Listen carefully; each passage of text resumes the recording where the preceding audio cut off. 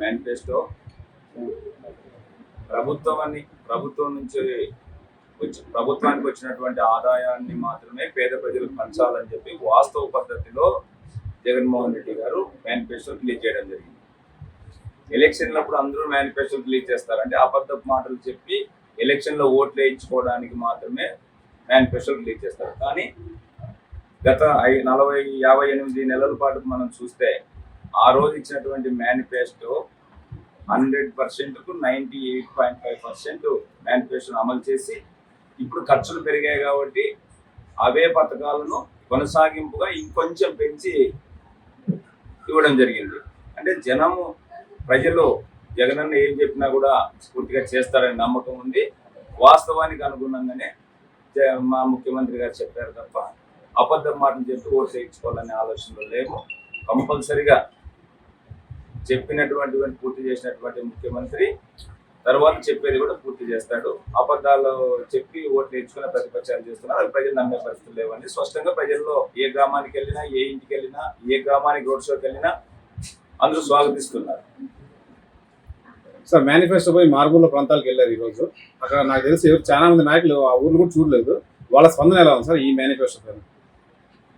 జగనన్న చెప్పాడంటే చేస్తాడు అంతే అంటున్నారు. ఇంతకుముందు ఇచ్చినటువంటి మేనిఫెస్టో 58 నెలల పాటు అమలు పరిచిందే విధానం అంటే వాళ్ళ గడపకి వెళ్ళి వాళ్ళ తలుపు తట్టి వాళ్ళ చెట్లు పెట్టారు ప్రభుత్వ కార్యక్రమాలు పథకాలన్నీ. ఈరోజు అదే ఖర్చులు పెరిగాయి కాబట్టి, రేట్లు పెరిగాయి కాబట్టి ఇంకొంచెం పెంచి ప్రభుత్వానికి వచ్చిన ఆదాయం డైరెక్ట్ వాళ్ళ ఇళ్ళకి పంపిస్తున్నాడు. ప్రతి ఒక్కరు ప్రభుత్వానికి ఎంత ఆదాయం వస్తే అంత ఆదాయం మా ఇళ్ళకి పంపిస్తాడు. చెప్పినవి కాకుండా చెప్పని కూడా చేశాడు అనేది క్లియర్గా ప్రజల్లో అభిప్రాయం ఉంది. ప్రజలు 13వ తారీఖు ఎప్పుడు వస్తుందా, ఎప్పుడు ఫ్యాన్ బటన్ పైన ఓటు నొక్కి జగన్ ముఖ్యమంత్రి చేయాలనేది ఎదురు చూస్తున్నారు. అనేది స్పష్టంగా అర్థమైంది. చంద్రబాబు లాస్ట్ ఎలక్షన్ లో సుమారు 600 హామీలు ఇచ్చారు సార్. కానీ దాంట్లో ఏం నెరవేర్చలేదు. జగన్మోహన్ రెడ్డి కేవలం 9 పథకాలతో పోయినసారి చంద్రబాబు నాయుడు 610 హామీలు ఇచ్చారు. జగనన్న నవరత్నాలు అనే ఒక కార్యక్రమం ముందుకెళ్ళాడు. చెప్పని కూడా చేశాడు. విషయం ఏమిటంటే నా మేనిఫెస్టోలో వస్తే మేనిఫెస్టోలో కుటుంబ సంక్షేమమే కాకుండా రాష్ట్ర సర్వతోముఖ అభివృద్ధి కూడా కనిపిస్తుంది. మౌలిక సదుపాయాల కోసం ముఖ్యంగా పోర్టులు ఏవైతే ఉన్నాయో అవకాశాలు పోర్టులు వాటి మీద కూడా ఖర్చు పెట్టడానికి మేనిఫెస్టోలో హామీ ఇచ్చింది.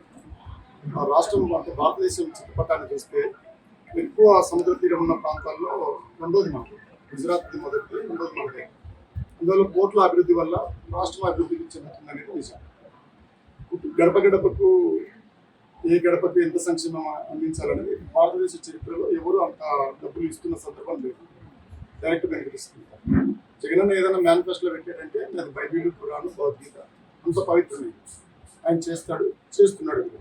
అందువల్ల ఏదైతే మేనిఫెస్టో రిపీట్స్ అయిందో గతంలో అంత మంచి మేలు ఏదైతే ఉందో విజయం కూడా వీటిని కూడా అంతే రిపీట్స్ దాని లేని విషయం. అంతేకాకుండా నాడు నేడు కూడా దాని కొనసాగింపుగా పోయినసారి హాస్పిటల్స్కి, స్కూళ్ళకే ఉండింది. ఇప్పుడు అంగన్వాడీ సెంటర్లకు కూడా హాస్టల్స్కి ఇచ్చారు. హాస్టల్స్ ఇచ్చినప్పుడు పేద ప్రజలకి అది చాలా ఉపయోగం. ఈ దేశంలో ఉన్న అన్నిటికంటే పెద్దగా పీడిస్తున్న సమస్య ఏంటంటే దేశ సంపదని దాదాపు 11% మంది చేతుల్లోనే ఉంది. 89% జనాలకి సంపద అందుబాటులో లేదు. జగనన్న రాష్ట్రానికి వస్తున్న సంపద ఏదైతే ఆదాయం ఏదైతే ఉందో అది పంపిణీ చేస్తుంది.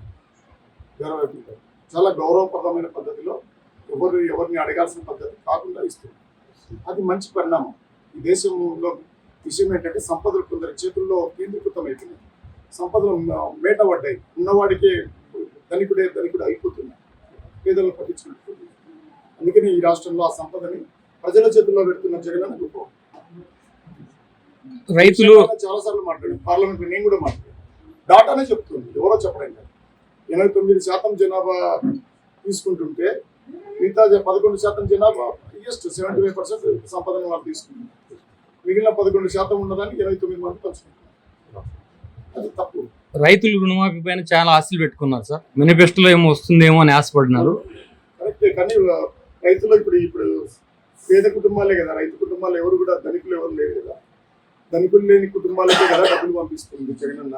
ఇప్పుడు అమ్మఒడి కానీ మిగతా స్కీమ్ అంటే ఆ డబ్బులంతా ఎక్కడ చెప్తున్నారు. అన్ని రైతు కుటుంబాలే.